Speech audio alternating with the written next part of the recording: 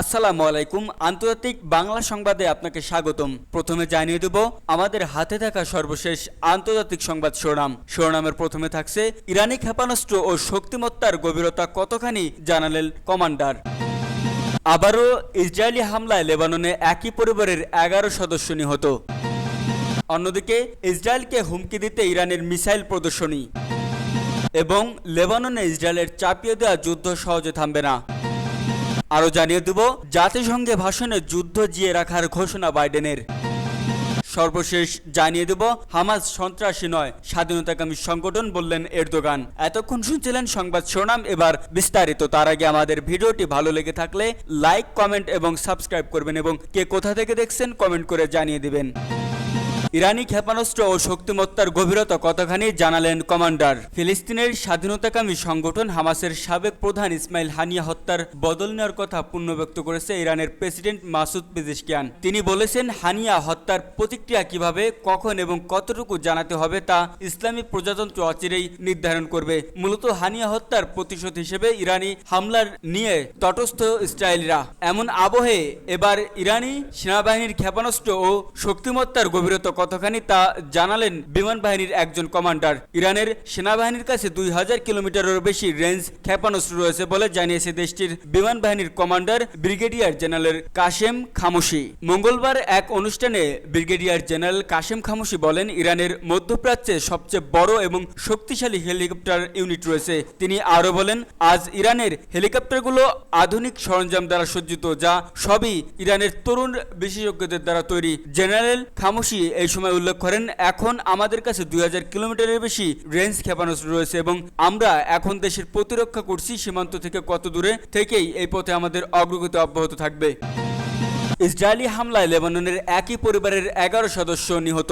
Israeli হামলায় লেবাননের একই পরিবারের 11 সদস্য নিহত হয়েছে। পূর্ব লেবাননের বেকা উপত্যকায় নিজ বাড়িতে তাদের মৃত্যু হয়। আল মায়াদিনের মতে 7 গ্রামের বাড়িটি হামজা হাসানের। তিনি বেশ কয়েকজন ভাগ্নেসহ নিহত হয়েছেন। স্থানীয় টিভির এক সংবাদদাতা জানিয়েছে, সমতল ঘরের ধ্বংসস্তূপ থেকে অন্তত 9 জনকে টেনে আনা হয়েছে। আরও 2 জনের দেহাবশেষ এখনও সংগ্রহ করা হচ্ছে। তিনি আরও বলেন, বাড়িটিতে একাধিক বোমা বিস্ফোরিত হয়েছে। ঘটনাস্থল পরিদর্শন করে তিনি বলেন, ধ্বংসস্তূপের মধ্যে কিশোরদের পাঠ্যপুস্তক এবং ছোটদের খেলনা সহ দৈনন্দিন জিনিসপত্র দেখা গেছে। তিনি বলেন, ঘটনাস্থলে কোনো সামরিক সরঞ্জামের চিহ্ন ছিল না, কারণ স্থানীয় পরিবারগুলো ধ্বংসাবশেষ পরিষ্কার করার জন্য কাজ করেছিল। সোমবার শুরু হওয়া দক্ষিণ ও পূর্ব লেবাননে ইসরায়েলের চলমান ভারী বোমা হামলায় অভিযানের অংশ ছিল এই হামলা। ইসরায়েলের চ্যানেল 12 অনুসারে ইসরায়েলি বিমান বাহিনী গত 24 ঘন্টায় লেবাননে অন্তত 2000 গোলা নিক্ষেপ করেছে। লেবাননের স্বাস্থ্য মন্ত্রণালয় জানিয়েছে, মঙ্গলবার দুপুর নাগাদ 50টি শিশু এবং 94 জন নারী সহ কমপক্ষে 558 জন নিহত হয়েছেন। এছাড়া 1835 জনেরও বেশি লোক আহত হয়েছিল। ইসরায়েলকে হুমকি দিতে ইরানের মিসাইল প্রদর্শনী। উন্মুক্ত সড়কে এবার বিধ্বস্তি মিসাইল ও ড্রোনের প্রদর্শনী আয়োজন করল ইরান। ইসরায়েলকে হুমকি দিতেই এই আয়োজন করা হয় দেশটির রাজধানী তেহরানে। এতে ছিল বিভিন্ন প্ল্যাকার্ডও, যেগুলোতে লেখা ছিল হামাস নেতা ইসমাইল হানিয়াকে হত্যার প্রতিশোধের নানা বাতা। ইসমাইল হানিয়া ও ইসলামী বিপ্লবী গার্ড কর্পসের আইআরজিসি সাবেক কমান্ডার কাশেম সুলাইমানির ছবিও ছিল আয়োজনে। উল্লেখ্য, চলতি বছরের জুলাইয়ে তেহরানে হত্যা করা হয় হামাসের রাজনৈতিক শাখার প্রধান ইসমাইল হানিয়াকে। এরপর থেকেই প্রতিশোধের হুঁশিয়ারি দিয়ে আসছে ইরান।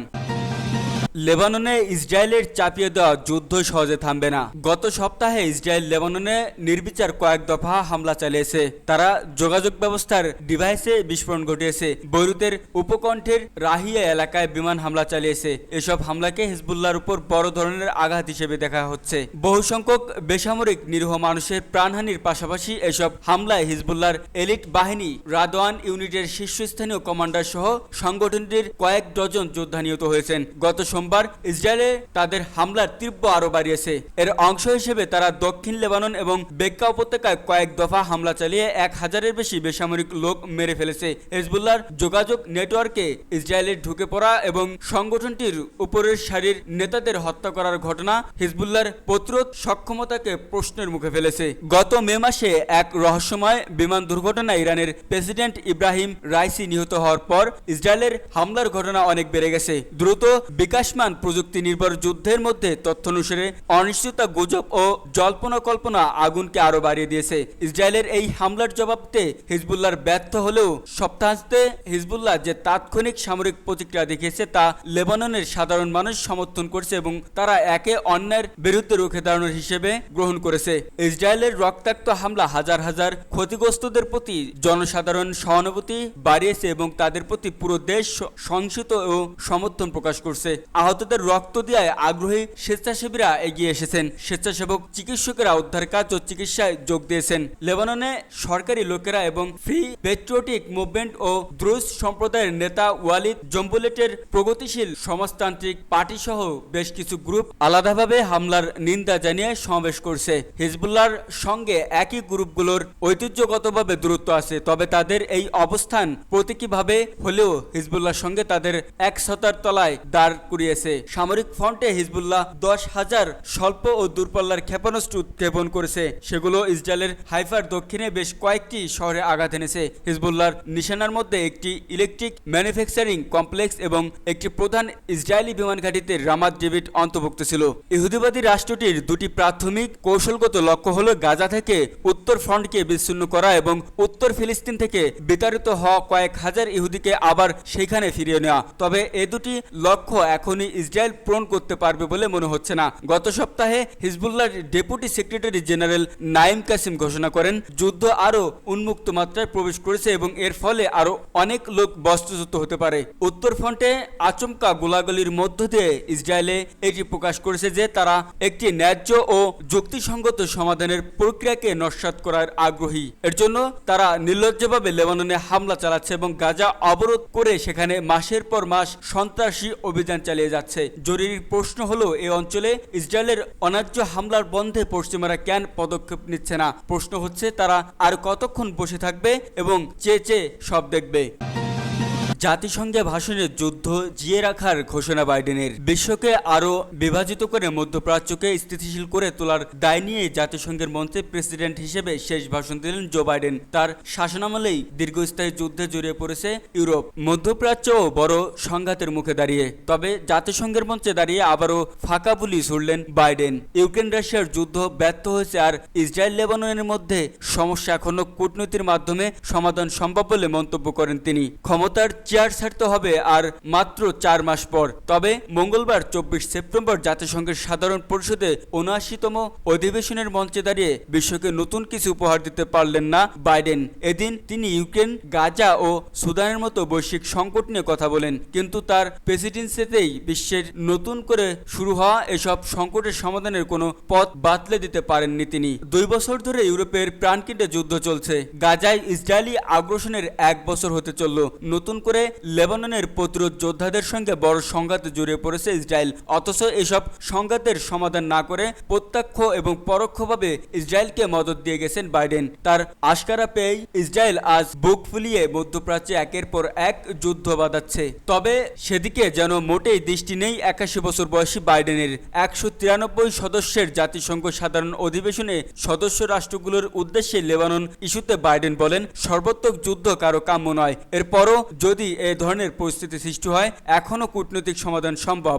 জোর করতালির মধ্যেই বাইডেন ইসরায়েল ও ফিলিস্তিনের স্বাধীনতাকামীদের গাজার যুদ্ধবিরতি নিয়ে চুক্তিতে পৌঁছানোর আহ্বান জানান। বাইডেন ক্ষমতায় বসার 2 বছর পর 2022 সালের ফেব্রুয়ারিতে ইউক্রেনে হামলা করে বসে রাশিয়া। তবে ওই যুদ্ধ থামাতে পুরোপুরি ব্যর্থ হয়েছেন বাইডেন। উল্টো যুক্তরাষ্ট্রের উস্কানির কারণে ইউরোপে শুরু হওয়া এই যুদ্ধ থামানোর কোনো লক্ষণ নেই। পশ্চিমা নেতাদের মধ্যে এ নিয়ে খুব একটা আগ্রহ নেই। ইউক্রেনকে অস্ত্র সরবরাহ করে তা স্পষ্ট করে দিয়েছে তারা। কিয়েভের প্রতি নিজের সমর্থন জাতিসংঘের পুনর্ব্যক্ত করেছেন বাইডেন। পুতিনের নিজের মূল লক্ষ্যে ব্যর্থ হয়েছেন উল্লেখ করে প্রেসিডেন্ট বলেন, ভালো খবর হচ্ছে পুতিনের যুদ্ধ তার মূল লক্ষ্য অর্জনে ব্যর্থ। তিনি ইউক্রেনকে ধ্বংস করতে চেয়েছিলেন, কিন্তু ইউক্রেন এখনো মুক্ত। আমাদের উদ্বিগ্ন হওয়া বা মুখ ফুরিয়ে নেওয়া উচিত নয়। আমরা ইউক্রেনের প্রতি সমর্থন অব্যাহত রাখব ততক্ষণ পর্যন্ত যতক্ষণ না ইউক্রেন ন্যায়ভাবে জয়ী হয় এবং স্থায়ী শান্তি প্রতিষ্ঠা হয়।